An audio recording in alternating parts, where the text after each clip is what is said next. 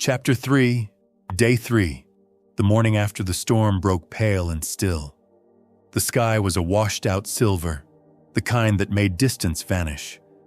The ground gleamed wet, every rock and panel of Outpost Epsilon coated in a thin skin of moisture.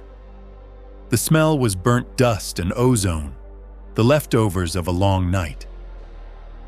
Inside the perimeter, the squad moved quietly, like people waking from a bad dream. Boots clinked on steel. Equipment hissed and whirred.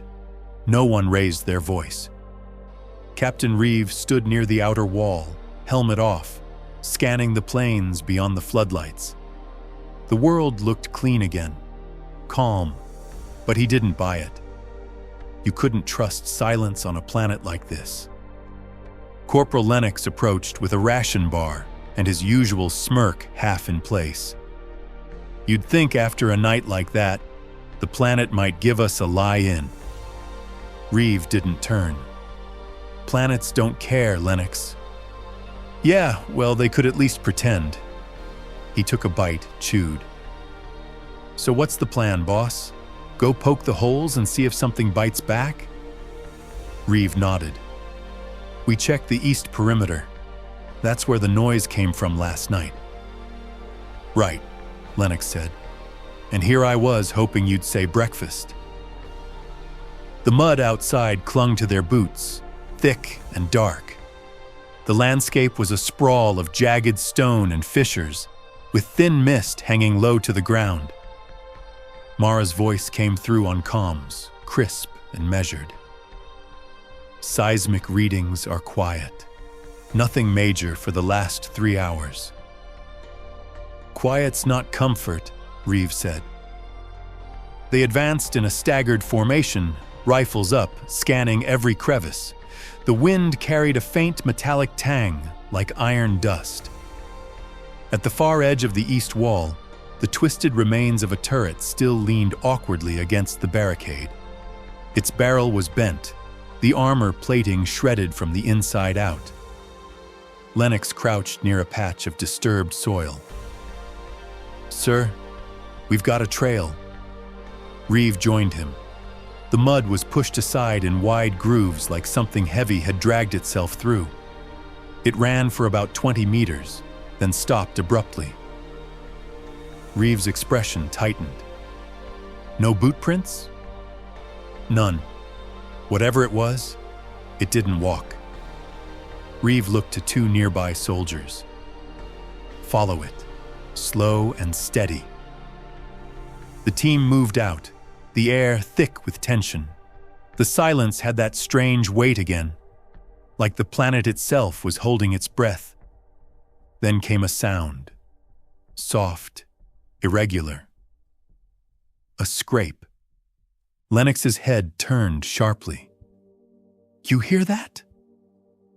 Before anyone could answer, the ground ahead split open.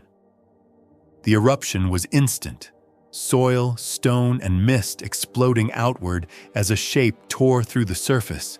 6 limbs, armor plates glinting in the light, jaws splitting wide as it came up. Contact! Reeve shouted. Gunfire snapped through the air. The creature moved like liquid metal, surging forward on 6 legs that clawed deep into the mud. Its armor shimmered like dark steel, each movement a heavy, resonant impact. Reeve fired center mass. The rounds sparked off the plates, some punching through at the joints. The thing's blood sprayed out in quick bursts of molten-looking fluid that hit the dirt with a hiss, cooling instantly into black, glassy shards. Jesus Christ! Lennox swore. What is that thing? Kill it first! Reeve barked. The creature reared, a guttural clicking roar shaking through the air. One soldier got too close. It swept him aside with a forelimb, throwing him 10 meters into a rock face. Reeve moved forward, precise and steady, firing controlled bursts into the softer plates under its head. Lennox circled wide, emptying a magazine into its flank. The creature staggered, convulsed, then collapsed in a shuddering heap. the mineral fluid still dripping and cooling to hard stone beneath it. The echo of battle faded, leaving only ragged breathing and the faint tick of hot metal. Lennox looked at the carcass, rifle still raised. "Tell me that's not a bloody insect." "Bigger problem if it is," Reeve said. They brought the body back on a carrier sled. Even dead, it felt wrong to be near. Heavy and alien, like the planet had grown it from the rock itself.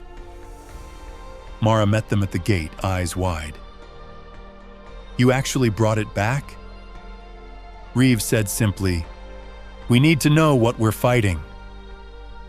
The techs cut through the plates with industrial saws. Each layer was dense, laced with minerals. The interior flesh was fibrous, pulsing faintly even in death. When exposed, it bled that same molten-looking substance that cooled within seconds into a glossy shell. Mara studied it, voice low. "It's not acidic. It's geological, like the body's infused with ore. Maybe that's how it regulates heat underground." Lennox tilted his head. "So it's half rock, half nightmare." "Something like that," she said. "They've evolved around the planet's mineral cycle, feeding off what's beneath. They're not designed for the surface." Reeve frowned. "Until we woke them up." Silence lingered for a moment. Then Lennox muttered, "Next time, maybe we try mining on a nice quiet moon, yeah?" They burned the remains that afternoon, not out of fear of infection, just to stop the smell. The smoke rose black against the pale sky, carrying the scent of scorched stone and something faintly metallic. Reeve watched from the platform, expression unreadable. Mara joined him. "That thing was buried deep, Reeve. If there's one, there'll be more." He nodded slowly. "How many?" "I can't tell from scans yet, but the tunnels underneath us run for kilometers." "Population estimate?" She hesitated. "Unknown." Reeve looked out across the plain, the wind starting to pick up again. "Then we keep watch tonight. No gaps in the lights, no blind spots." Lennox from behind them called out, "And maybe a bigger fence while we're at it." "Get it built," Reeve said. By nightfall, the outpost looked like a fortress. Floodlights swept the terrain. Sentries manned every tower. The men tried to sound confident, but everyone knew what waited out there wasn't finished. Reeve walked the line, checking each post. The wind carried dust and the faint hum of machinery. Lennox leaned against a crate near the gate. "Bit quiet again, isn't it?" "Don't say that," Reeve replied. "I mean, it's too quiet. It's the kind of quiet that ends with screaming." Reeve finished for him. Mara's voice came through comms, sharp. "Captain, you'd better come see this." He entered the command room. The seismic display on her monitor pulsed red. Not a single signal this time, but dozens, all around the perimeter. Lennox's voice dropped. "Please tell me that's just a calibration error." Reeve stared at the screen. "Stations, now. Get everyone ready." Outside, the floodlights trembled in their mounts. The ground began to move, not sharply, but rhythmically, like a slow, deliberate pulse beneath their boots. And in the mist beyond the walls, faint lights blinked open. Dozens of them.